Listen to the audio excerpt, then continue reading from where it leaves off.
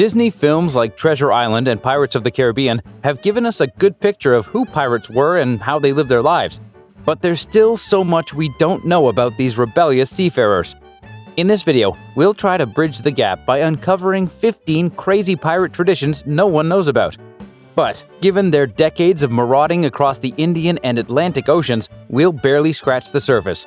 Either way, join us on this treasure hunt to learn something new about pirates. Welcome to Untold History Guy, where you can find fun, fascinating, and sometimes shocking chronicles of history. Join us as we journey back and uncover the untold truths of the past.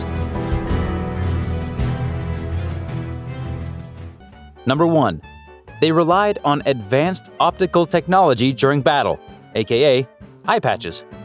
Contrary to your wild imagination, the one-eyed pirates didn't wear eye patches to cover up a gaping eye socket. Instead, the eye patches were more like their night vision goggles, but less dramatic and more terrifying. During a raid, pirates alternated fighting above and below decks, and waiting for their eyes to adjust to the constantly shifting lights would have earned them that gaping eye socket for sure. Clever thieves that they were, they kept one eye good and patched up while they were above deck so that it remained adapted to the dark. When they went below decks during battle, they easily switched the patch to the other eye and let the one that was already adapted to the darkness lead the way to the stashed goods. Number 2. They actually preferred kneel hauling to walking the plank. Although walking the plank is a form of torture that depicts pirates as sadistic bullies, it's a walk in the park when compared to the real form of torture they actually preferred. Don't believe me? Let me give you a quick rundown. Walking the plank involved forcing a prisoner to walk on a single wooden plank extended beyond the edge of the ship until he lost his balance and dropped into the sea. This form of torture was popular among pirates in the 1820s, but there's no record of it in the golden age of piracy. So if you're naturally clumsy and prone to accidents, you wouldn't have to worry about Blackbeard or Henry Morgan torturing you to death with this method. No, you would have steered clear of their paths lest you became a victim of a more gruesome and sadistic form of torture: kneel hauling. In kneel hauling, the victim was stripped and tied with chains or cannonballs to prevent him from swimming, then tied to the bottom of the ship and dragged through the water. I won't traumatize you with all the gruesome details, but I'll give you one clue. Very few survived. Unfortunately, survival in this case was not the smartest thing to do. The captain could decide to repeat the whole process, and severe injuries could turn into loss of limbs or even decapitation. So if you thought the pirates were sadistic for forcing their prisoners to walk the plank, think again. Number 3. They also tortured each other to death. To some, living on a deserted island might seem romantic and liberating, but it was a sentence to a slow, cruel death among pirates. A pirate who violated the set rules was isolated on a deserted island without any resources. Okay, he would be allowed the clothes he was wearing, a bottle of water to last him a day, and a pistol, but that was it. No food, no water, and no protection from the scorching sun or high tides. Just a slow, excruciating slide into the arms of death, unless he ended it all with a shot to the head. But then again, killing himself with the pistol meant that his soul would be damned forever. Number 4. They used a lesser-known method of recruitment called kidnapping. Although pirating seemed like the coolest job ever, not many people in the golden age of piracy were willing to leave the comfort of their homes and endure the harsh life at sea. Not that the pirate captains cared about what these people wanted to do or not. They usually hired recruitment personnel called press gangs, who knocked out unwilling vagrants or drunk people loitering in the streets and sold them to pirate captains. The poor victims would wake up aboard a ship with a new job and a raging headache to start them off. The practice was called Shanghaiing because the common destination for ships with abducted pirates was Shanghai. Number 5. They wore large golden hoop earrings, but not for the reasons you might think. Large golden hoop earrings? Quite fashionable, right? However, fashion was the last thing on their minds when pirates wore these earrings at sea. Instead, they believed that the precious metals of their earrings had magical healing properties that could cure or improve bad eyesight. They also believed that pierced ears helped prevent seasickness and drowning. With their tendency to steal and kill, who can blame them for placing their faith in earrings rather than in God? Pirates also gave the earrings to young sailors when they crossed the equator for the first time. Sometimes they dangled wax on the earrings, which they used to plug their ears when firing cannons during battle. In the event of a pirate's death, his mates would sell his earrings to cover the transportation cost so that he could receive a proper burial at home. Who thought there could be so many uses for earrings? Number 6. They practiced democracy. For all their brutish and unlawful practices, pirates were quite a democratic lot. They had ordered societies that ensured every crew member got a fair share of the stolen goods and had a voice in matters related to piracy. They also cast votes to elect their leaders, and each leader was assigned a specific role.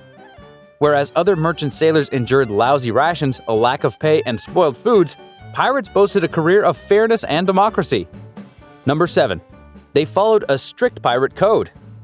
Believe it or not, the very pirates who raided ships and spread terror actually had rules that governed their unlawful practices. Although stealing pretty much made up the whole pirate industry, stealing from other pirates was strictly prohibited. Anyone found guilty of this heinous crime would have had his nose and ears split and then marooned. There was no gambling on board, probably because pirates would have tricked each other to death, and 2 pirates with a bone to pick settled their grievances in a duel. Number 8. They practiced same-sex marriages. Democracy? Codes of conduct? Gay marriages? Say what you will about the pirates, but I think their traditions were years ahead of their time. A marriage between 2 pirates, which was traditionally called a matelotage, was not entirely sexual, so get your head out of the gutter. 2 pirates could get into such a civil union to ensure that if one of them died during battle, his partner would receive his share of the plunder. Since they spent long stretches of time at sea, pirates also got into civil union out of fondness and companionship, where they pledged to share everything, including their women. Number 9. They had a benefits package. Piracy was a hazard in and of itself, but the compensation package was big enough to make the risk worth it. An injured pirate who couldn't get back to work could be compensated with enough gold to last him a lifetime, and another who lost his right arm could be paid the equivalent of today's $100,000. Without contracts detailing the compensation plans, others were only given hooks and peg legs to replace their lost limbs, then put right back to work. Number 10. They treated water using lemon juice and sugar. Yep, pirates were just a few ice cubes away from making a refreshing glass of lemonade, but I doubt they knew this. All they knew was that the slimy water they had to drink was contaminated with parasites and algae. The lemon juice and sugar made it a little more suitable for ingestion. They used the lemon juice to kill germs and the sugar to add some taste. Thankfully, there were doctors on board. Number 11. They flew the bloody red flag when they planned on showing no mercy at all. Most people associate pirates with the Jolly Roger flag, which features a black and white skull and crossbones. What you may not know is that pirates also had a special kind of flag for special occasions.